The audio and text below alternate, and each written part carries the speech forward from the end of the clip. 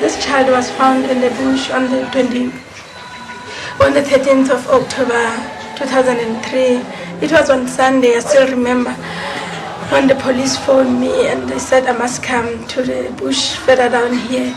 Then when I arrived there with my daughter, I saw this tiny thing, under a big stone, strangled with her vest, with a cord, long cord, and so many people were crying and saying shames, and my daughter was so brave.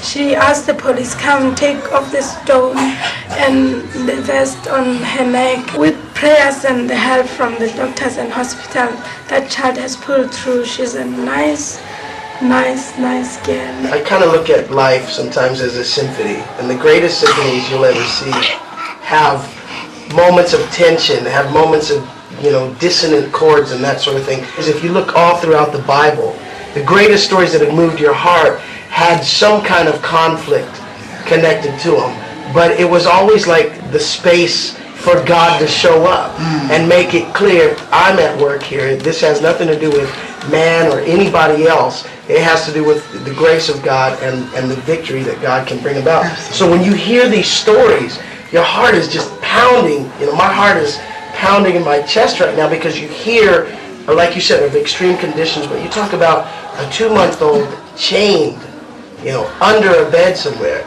and you see God at work 4 years later. And really, we have to applaud your efforts by having such a heart for that, because there are other people, and yet, they walk right by, and here you are giving your life and devoting your life to saving these children and I was asking her earlier about these different names and what they mean.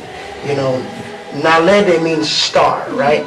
So you're taking somebody who's been forgotten, who's been abandoned, who's been left for dead basically, okay? And you get a chance to name them and say, you're a star.